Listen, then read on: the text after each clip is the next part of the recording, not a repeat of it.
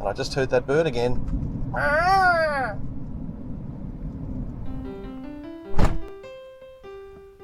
Well, that was unusual. I was here and no one else was, and I bought fuel using a 24-hour card terminal, which I've sort of kind of seen around, I suppose, but never actually used. And this place is a truck stop, so I thought it would be open at 6:10 on a Saturday morning, but it's not. So I've just given the Vortex a rinse off, and this is a test run to Beachmere, which is within my 15-kilometre testing radius from home. So I am allowed to take this car out on the road and for no club event and give it a test run. And that's after the coolant issues I had last weekend. The car was very hot on the gateway at 100 kilometres an hour.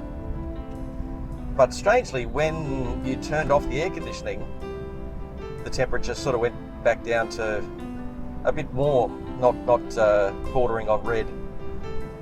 So I spoke to my mechanic about it during the week, and he had some time to come over, and he said that given the air conditioning situation, where having it on made it worse, and also the fact that when I was off the highway and coming home at 60 kilometres an hour and waiting at traffic lights and such, there was no overheating there. So he said it's obviously not a thermostat issue, most likely related to the radiator, and given that the air conditioning condenser is in front of the radiator, that means that if the radiator is a little bit blocked, it's getting fed with warm air at 100 kilometres an hour, so it doesn't really have the chance to cool down properly. So this is a test to see what. The cooling problems first began after I had the timing belts, because there are two in this flat 4, timing belts and water pump done. So it appears that something must have been dislodged in the cooling system, which then got stuck in the right spot of the radiator to restrict flow, or maybe lots of little bits and pieces, because when we did flush it out with air and water, all kinds of little black bits came out.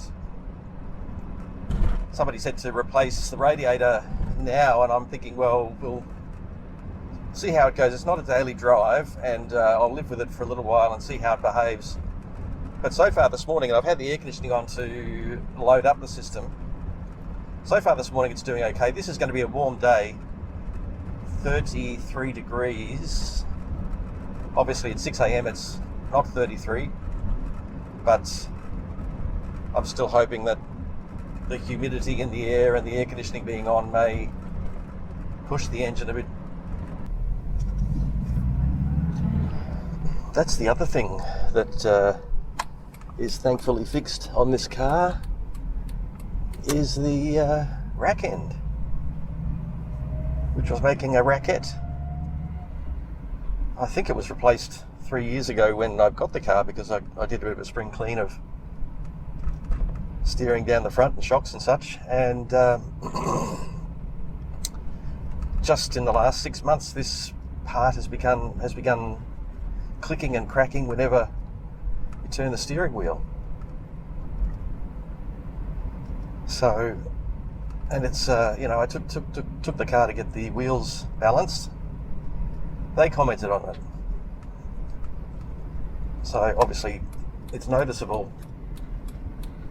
And we tried various methods. The mechanic took it out, had a good look at it.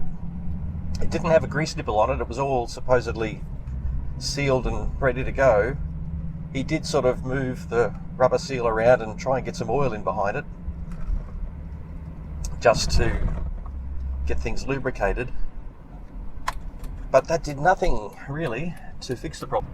And as happens so often these days with dodgy spare parts, he had a new part sent into the local auto shop.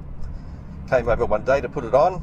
It had a grease nipple on the bottom, but he put it all together, put it in, went to put some grease in it using an air fed grease gun, so it had some pressure behind it, and it just ended up squirting all over the bottom of the fitment, not actually going inside the actual rack end. So you can imagine how much that impressed him, having done all that work to find out that the part wasn't fully operational. It had some sort of blockage from the grease nipple into the actual moving part. So yesterday, I think it was, or the day before, so then he came back with a different part, which was once again all fully sealed with no grease nipple, so not designed to be adjusted in that fashion, and it all worked well. And now it's beautifully quiet. Now I'm just going to take you back. There's a house down the road here that's quite interesting. Sold a couple of times in the past few years, and I wanted to tell you about it and get a shot of it without looking like too much of a stalker. So I'll turn around down here and we should be able to get a shot of the house.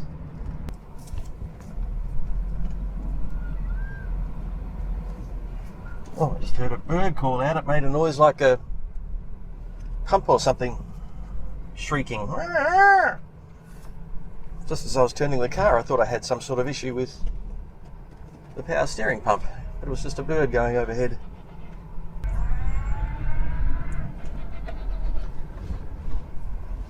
Right, so that house there used to have a gigantic square thing in the middle of it. It looked like the kind of thing you'd see above a takeaway store grease trap. And I jokingly said, oh look, it's Pizza Hut in the suburbs, because it sort of had that hut style, and I wasn't far wrong with hut, because the original house was modelled after a Papua New Guinean tribal hut, where you have a sort of a central area and rooms coming off it.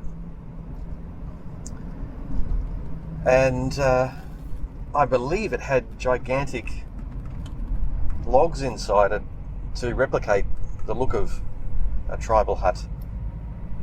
I'm not sure why it was made that way. Obviously the person who built it in the first place, presumably 40 odd years ago, had some deep connection to Papua New Guinea.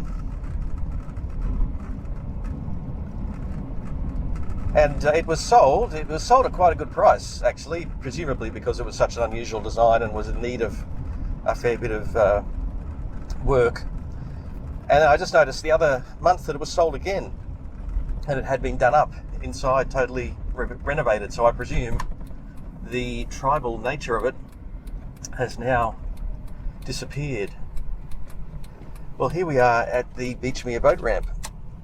So I'll try and pull up somewhere where I can get a nice shot of the car.